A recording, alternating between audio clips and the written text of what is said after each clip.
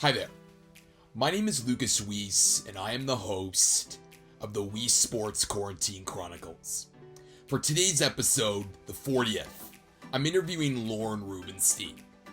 Lorne is a member of the Canadian Golf Hall of Fame. He was a columnist at the Globe and Mail from 1980 to 2013, and he currently serves as a contributor for ScoreGolf magazine and the author of several best-selling books. In this episode, I chat with Lorne about how he got into the game of golf, how caddying on the PGA Tour influenced his writing on the sport, what goes into writing a good sports column, as well as writing on Tiger Woods, covering golf throughout the years, and his advice for young journalists who are trying to write on the game of golf. The Weesports Quarantine Chronicles is available on YouTube, Apple Podcasts, and Spotify. So make sure to like, rate, watch, and subscribe to all of these channels. I'm grateful to have interviewed so many athletes and sports media figures thus far, and I'm looking forward to producing even more content for you all to enjoy. Now let's get to episode 40 of the Weesports Quarantine Chronicles with Lorne Rubenstein. All right, on today's episode of the Weesports Quarantine Chronicles, I am joined by Lorne Rubenstein. He's a member of the Canadian Golf Hall of Fame, was a columnist at the Globe and Mail from 1980 to 2013. He's written several best-selling books, as well as was the first editor of ScoreGolf. Lorne, thanks so much for joining me today. How are you? I'm good. Thank you for inviting me on, Lucas.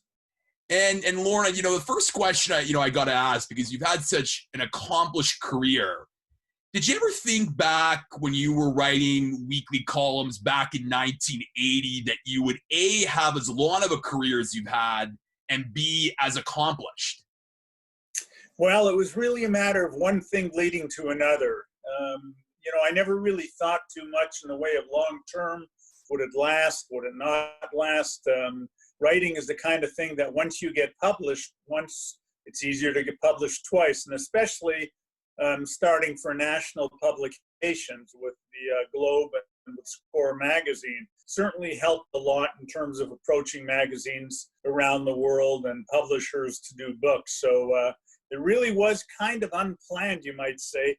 I just sort of followed the lead of my own work and was lucky to be around at a time when there were a lot of publications around and a lot of encouragement to I guess you'd call me a young writer back then, but it was, I was very fortunate to catch a wave in golf writing and golf media.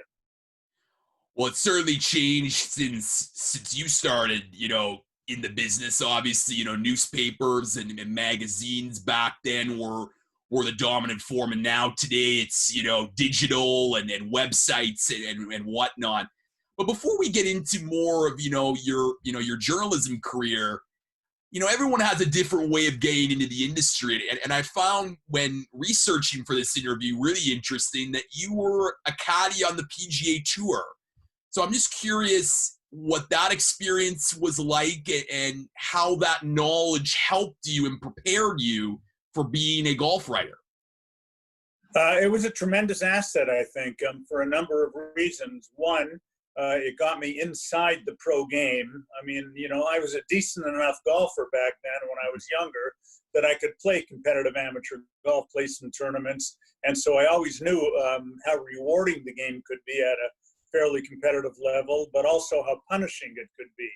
And, I just enjoyed caddying, and I started really way back in 1970 at the Canadian Open in London. And just by an accident, you might say, it was fortuitous, I got to caddy for a fellow who had just turned pro, but he had won the 1967 U.S. and British amateurs, one of only 3 golfers still to have ever done that in the same year. So, and he was good enough to invite me to dinners with his pals on the tour, like Dave Stockton. I remember all kinds of players back then, Ken Still. And that allowed me to get inside the game, to get comfortable with the players. And again, it was just, I think it really helped because I had a lot of compassion for how difficult the game was from my own experience, but also even at the highest levels. I would see these guys hit marvelous shots in the heat of competition, but I would also see them make mistakes. both mental and physical. So, I knew, bottom line, we're just all human beings, and they're very talented. And but having said all that, I was really lucky that a particular fellow was in the sports editor's desk at the Globe and Mail in 1980 when I approached him, because I was going to Royal Montreal to caddy for Jim Nelford in the Canadian Open. And that was really the springboard for the Globe. Jim shot 68-70 the first two rounds and was playing with Nicklaus and Trevino in the third round. So it was a pretty good way to start off writing a golf column. And then it was really just a matter of, okay, that was the springboard, let's go. And also the RCGA, or what is now Golf Canada, I was working for them part-time for a few years before that at their museum and library and writing for the Canadian Open program. But at the same time, I was in graduate school I finished a master's in psychology at Guelph, and I was starting to do a PhD, but that fell by the wayside as I started getting some success in golf. So it really was a matter of just putting one foot in front of the other and keep writing.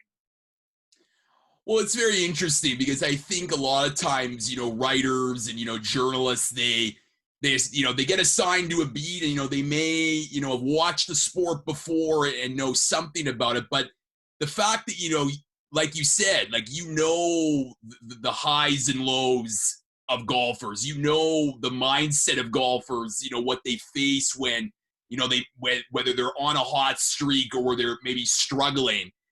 Those nuances must have helped you early on as a sports writer when you're writing about the game, because it certainly can show when you're writing that A, you're passionate about it, but B, you have a deep understanding and knowledge of what these golfers are going through. Yeah, I think it helped. I mean, all golfers miss shots that seem easy, and I learned that the best players in the world could hit shots under the heat, and you'd say, how could they do that? I remember even long before I started to write, my dad took me to the Canadian Open at Mississauga, and Jack Nicklaus was going up against Gene Littler on the last few holes, and I think Littler was one ahead coming to 17, which is a short par 4. So Nicklaus could come close then to driving the green. Now the tour players would probably be able to drive the green. But anyway, he drove some 30 or 40 yards short of the green, and you would have thought, well, he'll get it up and down for birdie, and if Littler pars, they're going to 18 tied. Well, Nicklaus just laid the sod right over the ball. As I recall, the ball didn't go 10 yards in front of him. Then he chipped it up close. He forgot about that, but it was too late. He parred the hole. Littler parred the hole, and he maintained the one-shot lead going on. So look, even the best golfer in the world, Jack Nicklaus, could make a mistake like that. A shot you'd think anybody would not do, make that kind of a mistake. And I would see that repeatedly. Also mental errors. I saw it with Bob Dixon, whom I was caddying for one time at a tournament in Philadelphia. It was a par 5. He laid up short of a creek about 80 yards, and then he took out an 8-iron. And I said to myself, why is he hitting an 8-iron? He can't run it up on the green because the creek is intervening. If he hits a full 8-iron, he's going to go 50 yards over the green. But at the time, I just either didn't know him well enough, or maybe was not confident enough in myself just to say, hey, Bob, what are you doing with an 8-iron in your hand? It's a wedge or a sand wedge. But anyway, he went ahead and hit the 8-iron. He hit it 50 yards over the green. And then all of a sudden he looked at me and he says, oh my God, he says, I added rather than I subtracted. In other words, he took a yardage from a sprinkler head back then, and he added instead of subtracted, and he didn't trust his own eye, and he pulled out the 8-iron. So, you learn quickly that these guys can make mistakes. And yeah, it really helped a lot being able, for a writer to be able to see that and to develop some, as I used the word before, compassion for these players. I knew how hard it is to make a 3-foot putt. You could say, hey, that's an easy putt. Anybody could make it. And probably a 5-year-old kid could make it. But could a 35-year-old man with the pressure of a tournament right there make it? Maybe, maybe not. Well, you see it all the time. I mean, I watch, golf on a consistent basis. And, the fact that, like these guys, if there was, if they were just practicing on their own, they'd make that putt no problem. But when it's a 5-footer to win the Masters or the Canadian Open or a big tournament, they start to get, a little antsy. And that just shows you how golf is such a mental game as it is a physical game, and, in those really tense moments. I mean, Johnny Miller once said the longest walk in golf is the 50 yards from the practice tee to the first tee. Yep. Or it was Tiger's habit, always at Augusta, for example, and really at most tournaments when he's practicing, the last shot he will hit on the range is meant to simulate the first tee shot he will hit. And I remember him telling me when we were writing a book, he said, he says, I don't ever think I've hit it off the first tee at Augusta the way I hit it on the range 5 minutes ago. So, that's Tiger Woods. So yeah. If he can make a mistake like that, anybody can.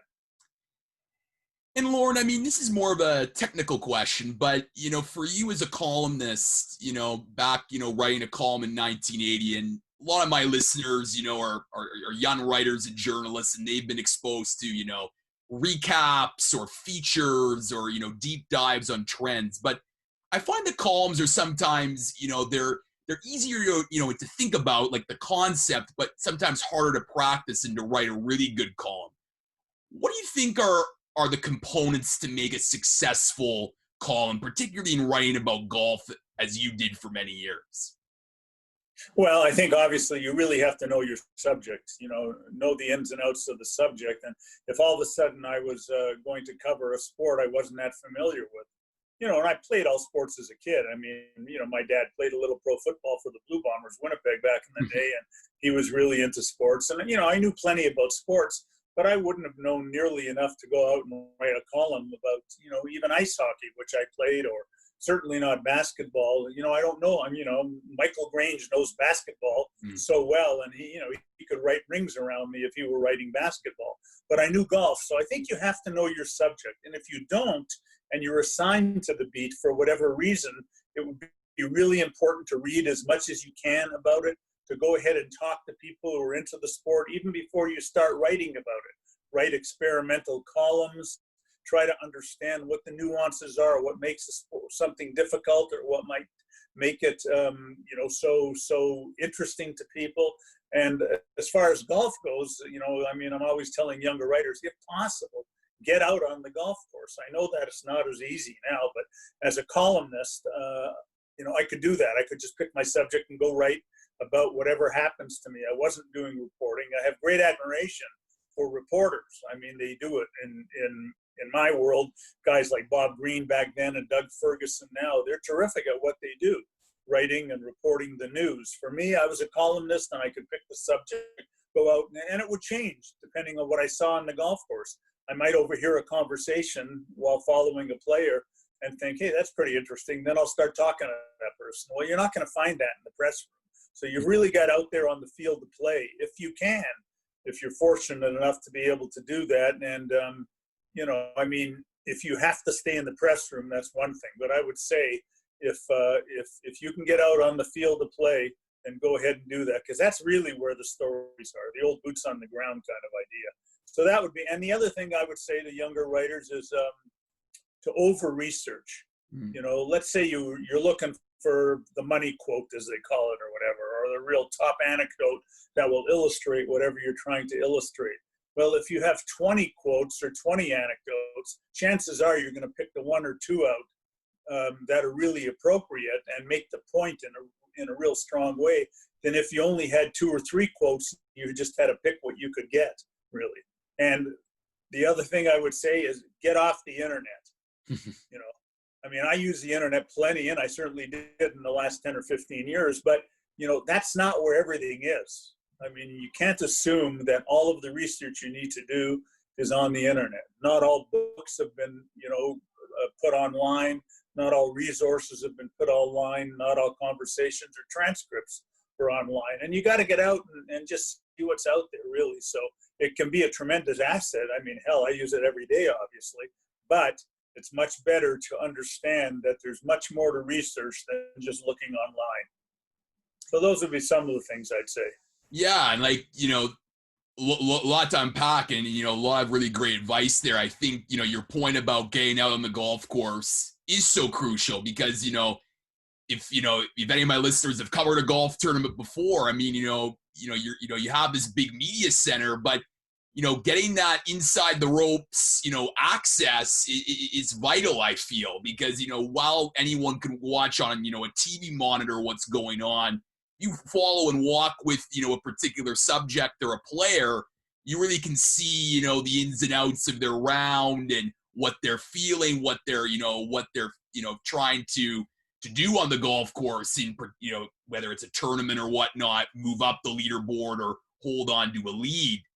And I think, your point about research and whether it's, writing, whether it's broadcasting, research is everything. And, I know in my experience writing, articles, and I'm sure, in your many years, like, you may not use all of your research, but the fact that you have those stories and those anecdotes to rely on is crucial in terms of figuring out, where the story is going to go.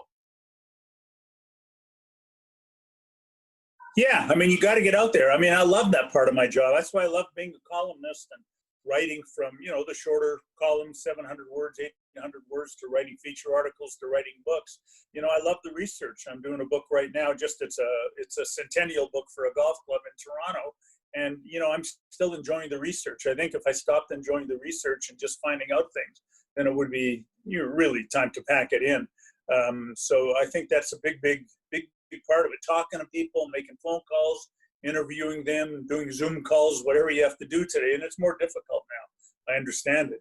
There are things even that I want to do with this, book that I can't do because I can't go to certain places to do them because they're not open, right? So you have to find ways around that and be creative and be open-minded. And the other thing is that you never know what you'll find. I mean, you really don't. You might, and that's why, now I realize I'm talking like a 80-year-old here, but when I was growing up, I mean, I still read the New Yorker all the time. And I know that, the kind of pieces they do, you don't see too often right now, except in magazines like the New Yorker or the Atlantic. But one thing, one of the early editors, William Shawn there, said to a writer, was talking to him and was asking, well, how long do you think it's going to take me to write this article, to do this? And Shawn said something fantastic, which I still believe in. He said, it takes as long as it takes. Now, writers are under tremendous pressure right now, whatever media you're in, but it takes as long as it takes. So you better give yourself lots of time, if you can. I know there's tremendous pressures out there right now, but if you should try to, work as much as you can ahead of time so that you can get things done or anticipate, because you can't predict how long something is going to take. You may come across something that, kind of reorients your whole point of view and makes you go off on a whole different tack that might take you a week. Well, if you've only got till tomorrow to file your article, you're in trouble, because the article you will file tomorrow is not going to be as comprehensive or as, what would you say, as true to the subject as it would be if you had the time to go down that other angle. So, it's tough. I mean, honestly, I don't know what I would do if I were, a younger writer trying to make my way today, because I'm not sure that I'd be able to work the way I wanted to work for a variety of reasons. Yeah, I mean, the challenges, can't be understated. Certainly now in a pandemic with a lot of things, closed, travel restricted, and which, obviously hinders storytelling and being able to interview, as well as just access in general. I'm sure golf tournaments has, significantly reduced. But, back to your, career and, obviously, being a columnist at the Globe, you were the first editor at ScoreGolf. And when you think of how this magazine began, it was founded by Kim Locke and Charles Coppola. Ron Balla was the art director at the time. What was that experience like in those early days, Lorne? Because it must have been exciting to be part of this new venture, but also at the same time challenging to figure out how are we going to scale this to develop a subscriber base across the country to buy into our product. Yeah, I mean, it was tricky. I wasn't involved in the business side, but just as with writing, with writing a column or articles, all you can do is do the best you can and try to provide the best content you can. I felt that there was a need for a Canadian golf magazine, Strictly Golf. There hadn't been one at the time. In 1980, and when I started editing it, I wanted to, emphasize, not only Canadian golf, but golf elsewhere as well, and to try to take as a model, you might say, the longer features that I was reading, in the New Yorker. Not only the tour, not the same thing with the Globe as I did when I approached the Globe. It wasn't only to write only about the professional tours, but as a golfer, I felt golfers would be interested in anything and everything about the game. Architecture, equipment, the literature of the game, controversies in the game, sure, but just about anything, because the golfers I talked to me, they were starved for that. They didn't only want to read about, Jack Nicholson, Tom Watson, and Nancy Lopez and so on. They wanted to read about golf as a participant sport more than anything, really. I mean, it's often been said to me, I remember when I first heard it, I was at the Senior British Open in Ireland one year, Ireland or Wales, I forget. Anyway, Frank Hannigan, who was, very prominent in TV and as a commentator and also with the USGA, he was the executive director of the USGA. He said something. He said, he says the PGA Tour and professional golf could disappear tomorrow and golf would still be around. It would still exist. That's because it's a participant sport. The old adage, you can play it from 8 till 80. You don't see many 80-year-old football players, really. Tennis, you can play till you're older, yes, but not even in the same way as golf, really. But golf, you can truly, and it really is a participant sport. And I wanted to appeal to people's interest in all aspects of the game. And that's what I tried to do with Score at the beginning as well. Score and the Globe came along so much at the same time, 1980. And I just, people would often ask me, how do you know if a reader's interested in what you're writing or putting into the magazine? And my answer might have seemed kind of, I don't know, maybe, not very humble in a way, but I felt it was true. I said, you know what? If I, as a golfer, am interested in it, I got to feel other golfers are going to be interested in it. If I want to read something that's not out there, I think they'll be interested. So for 40 years, that's really all I've done is kind of try to write what I'm interested in. Occasionally, obviously, things come up that you have to deal with that everybody else is dealing with. But really, it was more a matter, even at Score in those days, what interests me, and maybe it'll interest the reader. And, that was sort of my barometer and sort of kept me down that line of writing articles that, I felt would stimulate the reader and certainly stimulated me to write. As far as the business side goes of it, I could only tell Kim Locke back in those days, or Charlie Spola, or Michael Atkins, I think was involved too, or other editors after I left the editing position and just wrote for them, is that look, let's just write interesting things. Let's put interesting things in there, and we got to hope people would want to read it, because if they don't want to read it and we're not interested in it, well, if you're not interested in your subject, you're not going to write a very good article anyway. So I just wouldn't write about things in golf even that didn't interest me. I'd write only about stuff that I was enthusiastic about. Well, and I think here in Canada, there's certainly a segment of the population that love golf and love those interesting stories that go beyond the big headline games in the sport. And ScoreGolf definitely does a great job of that. And ScoreGolf has lasted, the test of time, even with the industry changing. Like, it has a digital, segment now, television it got involved with. And the people that ScoreGolf has produced, Bob Weeks is an editor, now Jason Logan and many, many others, it just shows that, it's been able to produce some really talented journalists that, like you say, can write really interesting stories and captivate the golf audience in this country. Yeah, I know. It's been great. I mean, 40 years is really an amazing time for a magazine in Canada, any magazine really to last. And a golf magazine, nobody would have thought it possible. And as you referenced some of the people there, Bob Weeks, John Gordon, Ron Balla, who I happen to be working with still on this book I was telling you about for a golf club. I mean, the Jason Logan now, they've just put out their 40th anniversary issue, which we all participated in. I remember we had lunch last year, the editors who were still around Toronto, just to talk about the upcoming issue. And, in this pandemic, it hasn't been easy for Jason to really work on a magazine to get it out, really, because normally it just goes to the golf clubs. You can pick it up there. I haven't even seen the first issue yet. I know some people have. You can get it at Golf Town.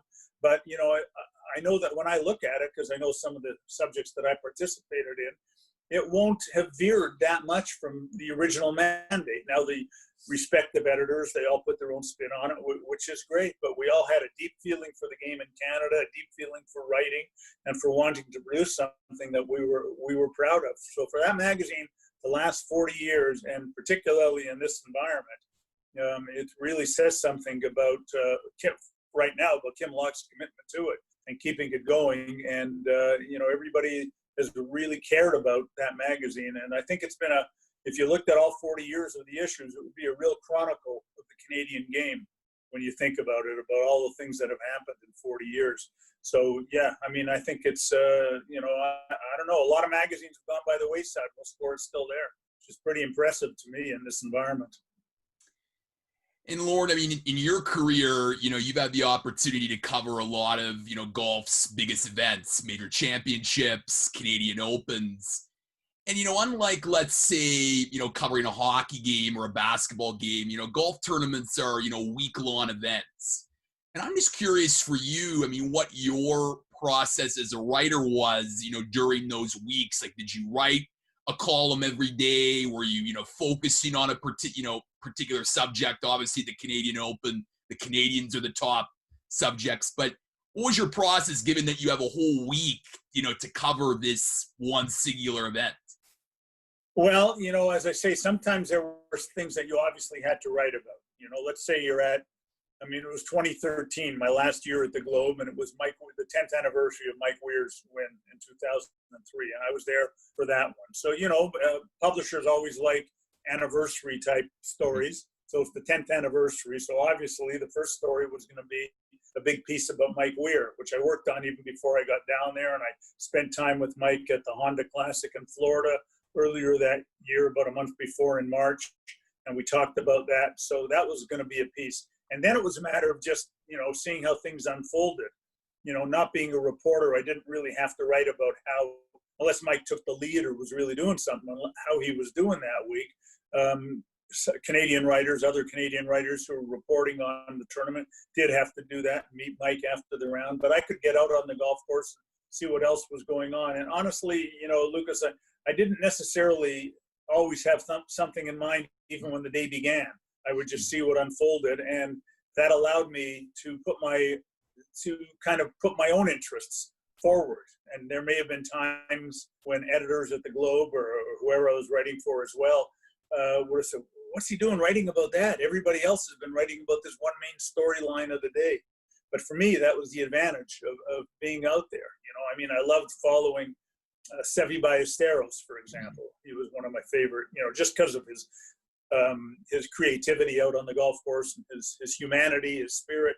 And I remember one time he wasn't really doing all that well, and I just sort of followed him around the golf course, followed him from the parking lot to the putting green later, and just did a piece on sort of Seve's day, and eventually we got to talking.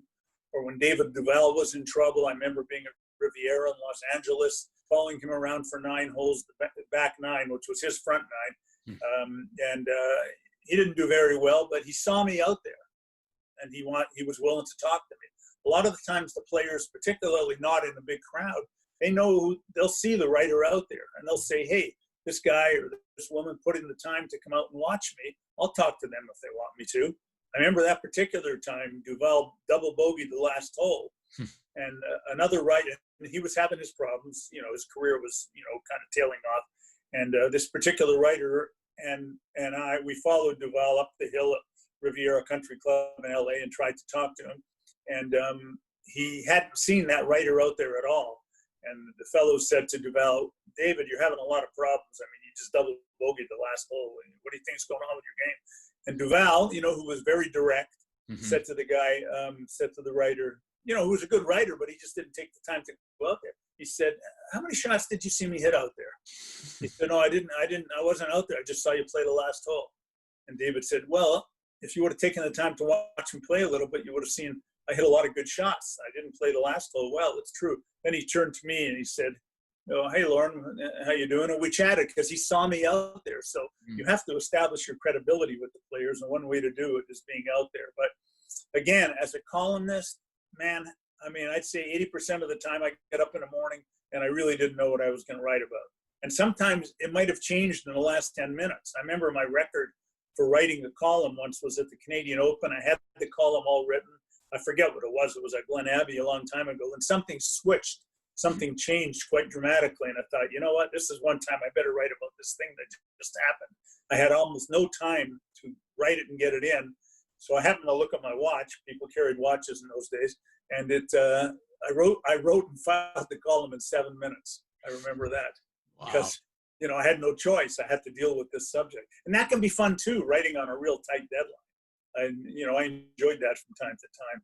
So, you know, it's not a very good answer to your question, Lucas, but, you know, columnists do have a certain sort of freedom that reporters don't have. Because if a reporter's out there covering the tournament, having to get the quotes, you do the game story, then they're going to be, anything that they omit that is important to the story is going to be obvious. I didn't really have to worry about that. The Globe could take, they were sending me there to write about what I saw, not to duplicate a Wire story. I remember one lesson from me, and again, this, you know, was way back when, is I was told this story by a British golf writer who said that a forerunner of his came over to follow Jack Nicklaus in the very early days.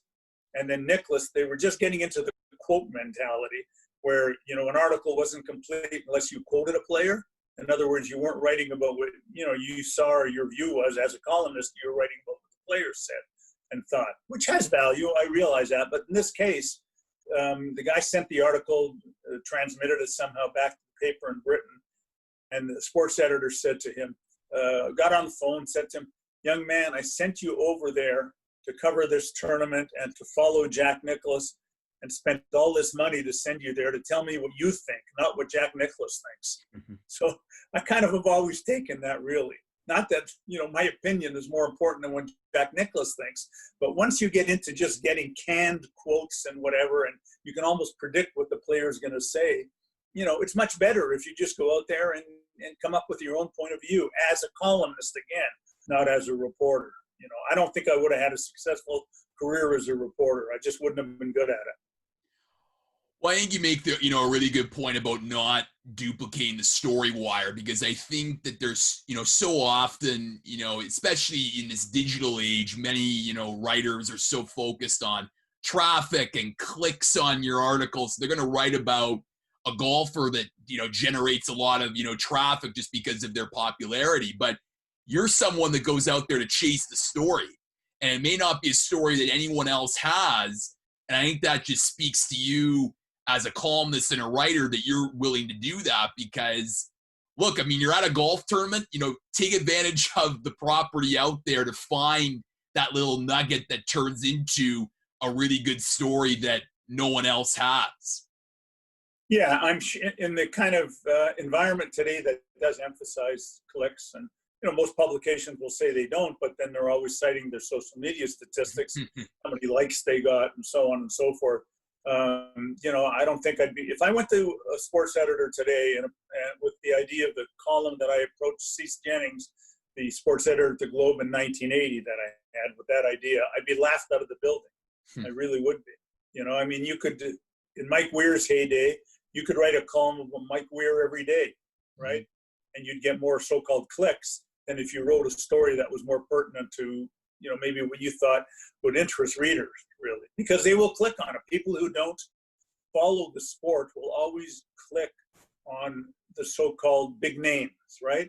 I mean, I could write an article about Tiger for every day the last 10 years and probably for the next 10 years, and it would get more attention and more people putting their eyeballs on it than if I wrote about something that really had some substance to it.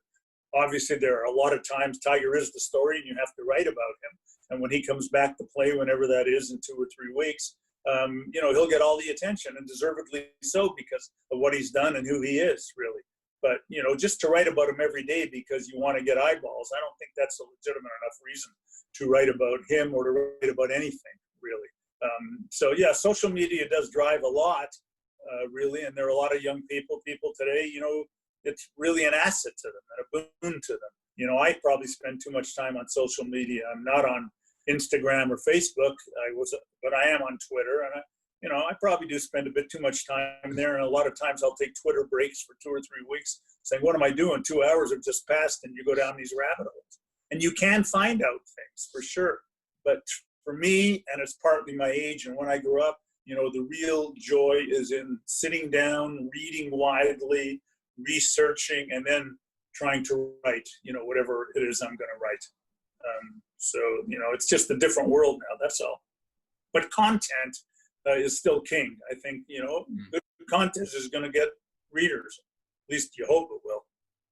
No, I definitely agree with that. And speaking of Tiger, Lorne, I mean, you had the chance to write a book on the 97 Masters, with Tiger. And I'm just curious, that moment is still, talked about so much, 23 years later, especially, at the 2019 Masters when there were those parallels of Tiger hugging his dad back in 97 and then Tiger hugging his son, Charlie, in 2019 when he won the Masters, his first major since 2008. But I'm just curious for you writing that book, what it was like to interview Tiger, and did the interview approach change based on, the fact that your subject is a 15-time, 14-time major winner at the time and one of the greatest golfers of all time? Well, it didn't change in the sense that, I had great respect for him as a golfer, and I certainly, for me, one of the great pleasures of writing about golf has been really to probe a player's mind about the game. I've often said if I were writing about jazz or theater or whatever, how could it be better than the opportunity to talk to the real, geniuses of their craft, really? And that's what I've always seen golf as a craft. So to have the opportunity to do that book with Tiger, or 20 years ago, whenever, to do with Nick Price when he was the #1 player in the world, really, for me as a golfer, forget about it as a writer, just to sit down and ask them questions and talk to them about their craft is really fantastic. It's the kind of thing I would have loved to do if I weren't a writer, but I would have never had the opportunity. Writing gives you that kind of an access. And with Tiger, so I wasn't really in awe of him or anything. I figured if I asked him questions about golf, he knew that I knew about golf and the nuances of the game. Otherwise, he wouldn't have agreed to have me, interview him for the book. I'd talked to him a number of times before that. And so, we had that kind of interaction, you might say. But sitting there and watching tape of the 97 Masters, we went through the whole tournament, 72 holes, having him talk about the shots, it was really great. It was like, talking to, as I say, an actor or an actress, just talking about what they're doing out there on stage. So, that for me was a tremendous amount of fun. But again, in my interviews with him, we called them interviews, and they did have a specific objective for the book, the 97 Masters. But if anybody who's read it knows there are digressions all over the place, because I always looked at it as we're having a conversation.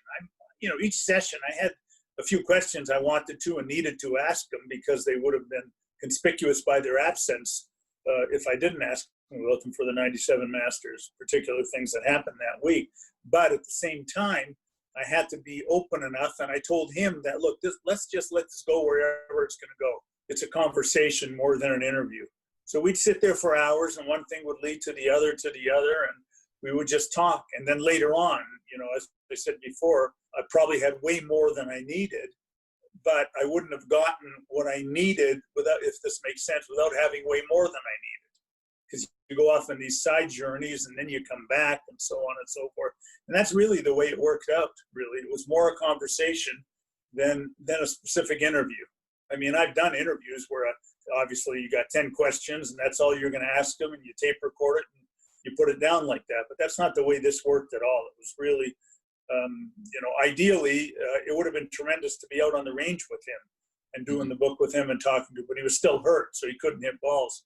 When I did the book with Nick Price, a lot of it was done with me sitting on the ground making notes, having a tape recorder going where appropriate, and having him talk about the game. Because when a person is in his or her natural element, that's when they really get to talking. And for tour players, a lot of times it's on the range, or when they're going out for 9 holes in the evening by themselves. And if you can jump along with them, you can get tremendous information, or even at a golf tournament.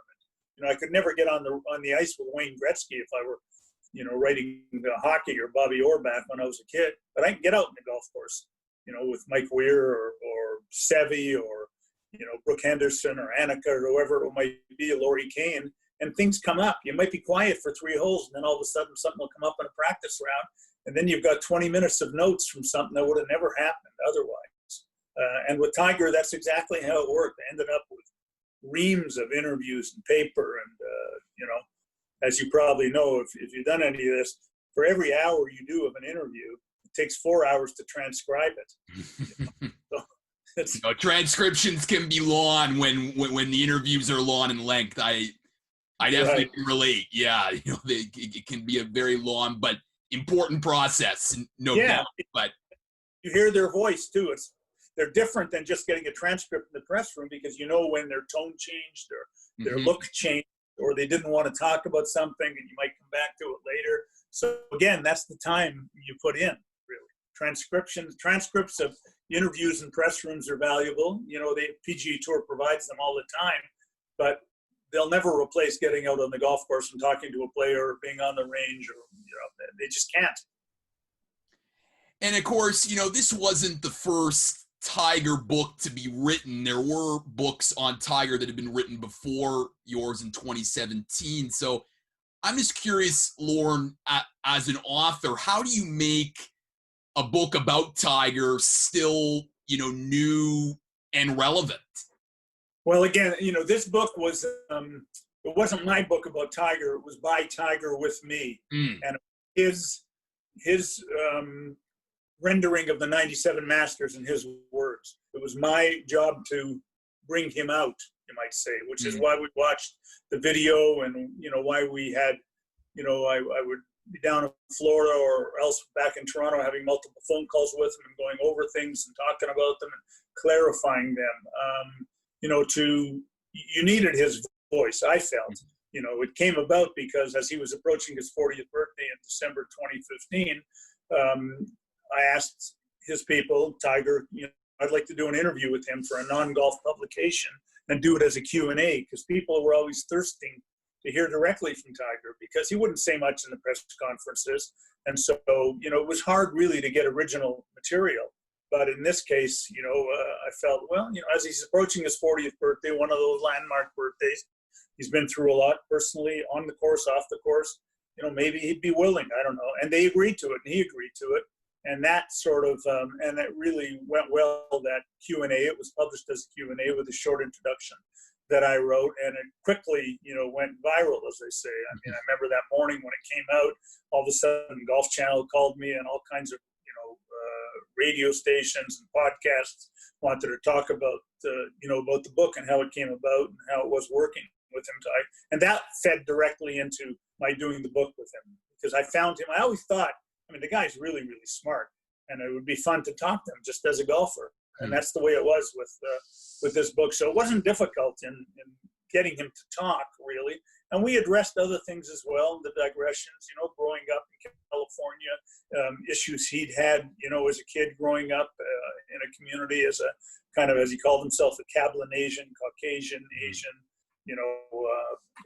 African-American. And he was open about that. I think he talked about playing at Augusta and the Masters and how that felt, at a place where, they had issues with not admitting black golfers to play when it seemed like they would be eligible. And so, he was quite open about all of that. He was open about changes to Augusta that he thought some were good, some not. Talked about how far the ball is going, so there's a lot in there besides just the 97 Masters, although that was certainly the focus. And again, a lot of it was I didn't know where it would go when I sat down with him.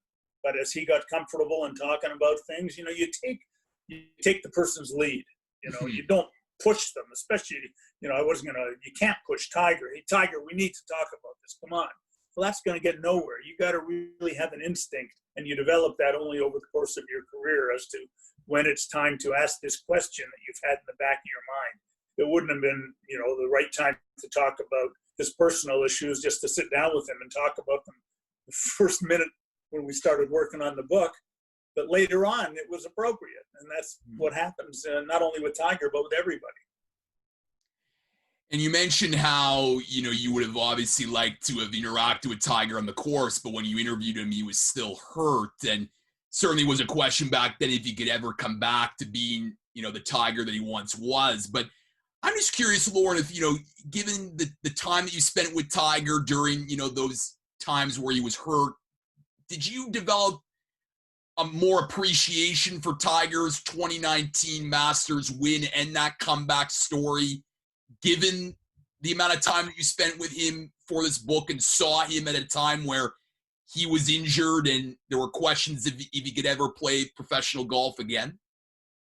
Yeah, well, a couple of things to that, and it's a very good question. I saw when I was talking to him that if he ever did get healthy again, physically healthy, he still really wanted to be out there and competing because he seriously loves competition. He's not kidding when he says that. Mm-hmm. He really wanted to get out there if he could be healthy. If he wasn't going to test himself to see if he was healthy. He was going to be healthy and then go out there. And I felt if that were the case, if he could get his problems sorted out, his physical problems, then if he got in the position to win again, then he would know how to win again. It wouldn't be that much different when Nicklaus was 46 in 1986, and I was at that Masters as well. He'd remember how to win. These players don't forget how to win, even if it's been a few years since they have won. So that's number one. Number two, I just felt that, he not only wanted to be there, he really sensed that he would leave the game if he couldn't be there. He was very kind of honest about that. And I saw, your question is about my appreciation of the 2019 Masters. Did I gain anything from working with him and seeing that? And I'd say I did, because I saw that he was hurting. Even when I was sitting there interviewing with him, he'd be leaning back in a chair in a room there in his office in Jupiter, Florida, and kind of like an executive office boardroom he was in. He'd be leaning back. He'd have his feet up sometimes. He'd have a pillow behind him to ease the strain on his back. He'd get up and then he'd talk while he was standing around the room a little bit just to stretch. And I remember a few times he took me around this sort of warren of offices, and he showed me stuff on the wall and some things he had there. And you could see that, he was in some pain. He was walking gingerly. So I had a sense of, and he was, as I say, he wasn't hitting golf balls at the time. He hadn't even started chipping or doing anything like that. So, it was a question as to whether he'd come back physically healthy if he could get to that point. So once he did, and then he won the Tour Championship and came out and won at Augusta last year, I thought, I knew what an accomplishment it was from where he had been.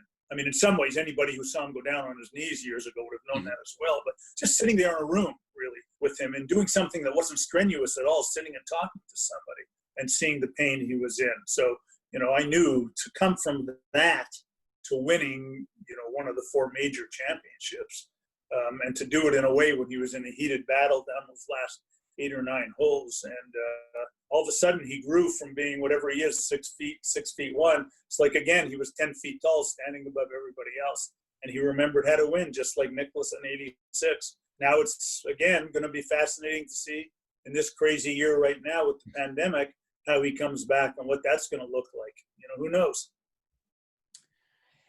Lorne, I want to end, it off by sort of talking about, the current, landscape. And, obviously you alluded to earlier, the challenges of, being a journalist today, even pandemic aside, it's, certainly challenging. But given that there are now more ways to, create content, it's not just writing, you could do video, you could do TV, podcasting, etc. Do you think that younger people could still, establish a career covering golf nowadays just because of the fact that there's more opportunities to create unique and original content? Well, they have to be very creative, that's for sure. Because first of all, you've got to be realistic. You got to make a living at it. Mm-hmm. I came up at a time when, there were a lot of publications around. We had a TV show focusing just on golf on TSN. And, you could make more than a decent living being involved in golf from those points of view. I did need to I've made a living just writing about golf in those days, probably. But remember, I did, I never worked specifically for the Globe. I was always a freelancer, although it was a 33-year relationship. I felt like I worked for them. It was a great relationship. But I still had to do magazine features, and there were a lot of magazines around, and have a TV show and do books. So, I was pretty ambitious in that way in terms of going out and doing things. And I think today, younger writers have to be really ambitious too. The question is, for doing it in one sport like golf, can you make enough money to do it? I mean, what I was getting paid for magazine articles in the 70s and 80s, a lot of magazines aren't even paying that now.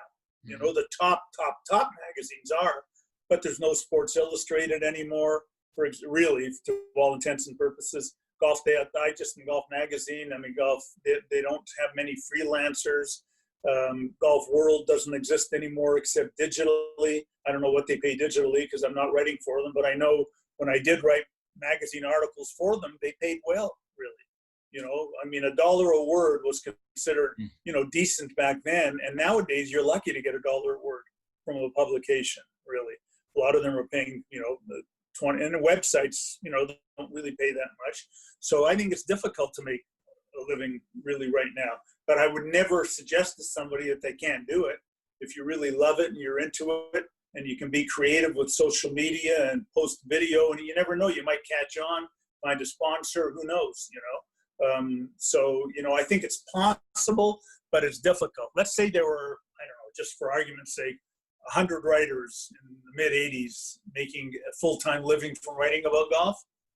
I mean, I'd be surprised if there were 100 writers making full-time living just from golf right now. I just don't see how you can do it, really. I mean, just writing for websites or the occasional articles for magazines that pay, or websites that pay 20, 30 cents a word, there just aren't those kinds of single issue like golf publications around. Travel and Leisure Golf, I wrote for them. They don't exist anymore. Golf Monthly in Britain, I did a column, back page column for them. They paid really, really well. Publications aren't around right now. But again, I would never discourage somebody, but I'd say you better be patient and you better be really, really creative and get out there and do great stuff. Do stuff that they can't find anywhere else, the editors, and they're only going to get it from you, really. You have to really find that niche, whatever it might be.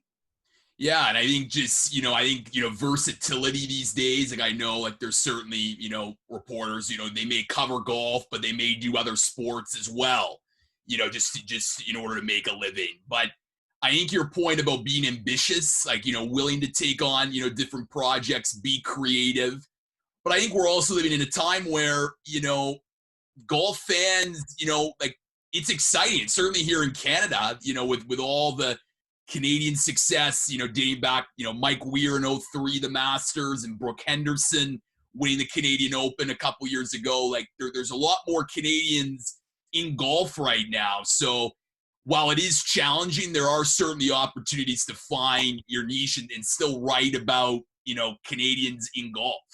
Yeah, if this were a normal time, it'd be great to have a writer out there or somebody from TV or radio or whatever out there covering golf full time. There's so many players on the PGA Tour of Canada. You think about them all, a lot of really good players, Mackenzie Hughes, Adam Hadwin, Nick Taylor. I mean, all of these, David Hearn, there's so many, and they're young players coming up.